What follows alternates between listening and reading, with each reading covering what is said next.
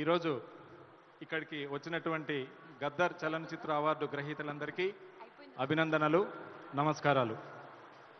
12 సంవత్సరాల సుదీర్ఘ విరామం తర్వాత రాష్ట్ర ముఖ్యమంత్రి శ్రీ రేవంత్ రెడ్డి గారి ఆదేశాలతో హైదరాబాద్ కేంద్రంగా సినీ అవార్డుల పండుగను మనం అందరం కలిసి నిర్వహించుకుంటున్నాం. కేవలం ఒక తెలంగాణకే కాక యావత్తు దేశంలోనూ, ఆ మాటకొస్తే ప్రపంచంలోనే గుర్తింపు పొందిన కళాకారుడు గుమ్మడి విఠల్ గారు అలియాస్ గద్దర్ పేరుతో ఈ సినీ అవార్డులను అందించనున్నట్లు ముఖ్యమంత్రి గారి ప్రకటన యావత్తు కళాకారులను ఆనందపరిచింది. 2012 నుండి 2023 సంవత్సరం వరకు ప్రతి సంవత్సరంలో ఒక ఉత్తమ చలనచిత్రంతో పాటు చిత్ర దర్శక నిర్మాతలతో పాటు హీరో హీరోయిన్లను కూడా ఇతర అవార్డులను ఈ గద్దర్ అవార్డులతో మనం అందజేస్తున్నాం.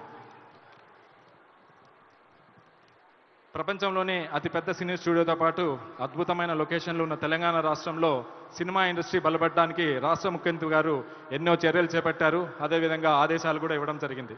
హైదరాబాద్తో పాటు రాష్ట్రంలో చలనచిత్ర పరిశ్రమ మరింత అభివృద్ధి చెందడానికి రాష్ట్ర ప్రభుత్వం అందిస్తున్న తోడ్పాటు, ప్రోత్సాహకాలను చలనచిత్ర పరిశ్రమ ఉపయోగించుకోవాలని కోరుతూ గద్దర్ అవార్డుల గ్రహీతలందరికీ మరొకసారి శుభాకాంక్షలు తెలియజేస్తూ దిల్రాజు గారు చైర్మన్ TGFDC గారిని మాట్లాడవలసిందిగా కోరుతున్నాను. థ్యాంక్ యూ హరీష్ గారు. దిల్రాజు గారిని మాట్లాడవలసిందిగా రిక్వెస్ట్ చేస్తున్నాము. అందరికీ నమస్కారం. తెలంగాణ గద్దార్ ఫిలిం అవార్డ్స్ ఈరోజు హైదరాబాద్లో ఇంత అంగరంగ వైభవంగా జరుపుకోవడానికి కారణమైన ముఖ్యమంత్రి రేవంత్ రెడ్డి గారికి, అలాగే డిప్యూటీ సీఎం బట్టి విక్రమార్క గారికి, సినిమాటోగ్రఫీ మినిస్టర్ కోమటిరెడ్డి వెంకటరెడ్డి గారికి అందరికీ ధన్యవాదాలు. అలాగే ఈరోజు ఇక్కడ ఐటెక్స్లో ఈ ఈవెంట్కి వచ్చిన రాజకీయ నాయకులకి, అలాగే చిత్ర పరిశ్రమ నుంచి వచ్చిన మీ అందరికీ, మీడియా వారికి అందరికీ స్వాగతం.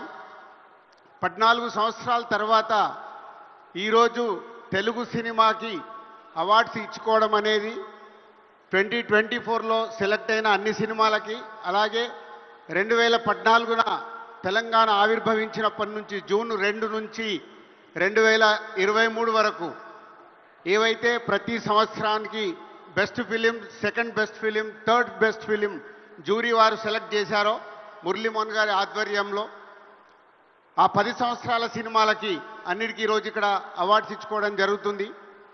2014 నుంచి 2023 వరకు మురళీమోహన్ గారి చైర్మన్గా ఆధ్వర్యంలో జరిగిన జ్యూరీ మెంబర్స్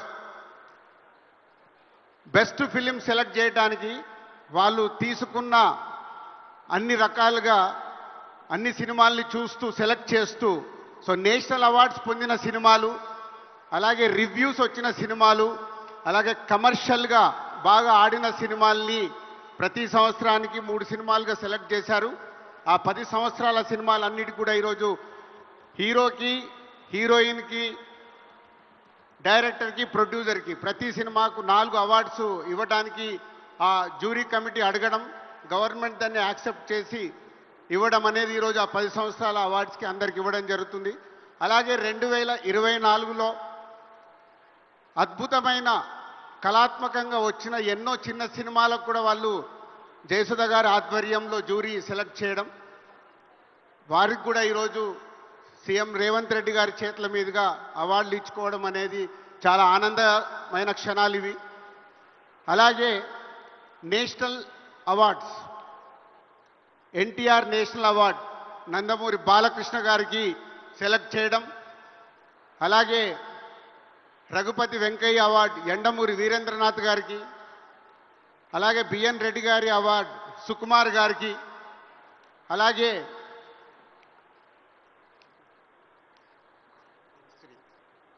బుక్స్ అవార్డ్స్ ఉన్నాయి. బుక్స్ అవార్డ్స్ కానీ అన్నీ ఇప్పుడు 1 by 1గా ఇవ్వడం జరుగుతుంది. సో అందరూ ఈ కార్యక్రమాన్ని విజయం చేస్తున్నందుకు, దీన్ని టీవీలలో చూస్తున్న తెలుగు ప్రేక్షకులందరికీ ధన్యవాదాలు. Thank you very much. Thank you so much sir. Thank you for your words. మరి సుమక మొదలెట్టేద్దామా? అన్ని అవార్డులు వేరు, కానీ మన రాష్ట్ర ప్రభుత్వమే మనల్ని సత్కరించి అవార్డులు ఇవ్వటం వేరు. అందులోనూ ప్రెస్టీజియస్ అవార్డు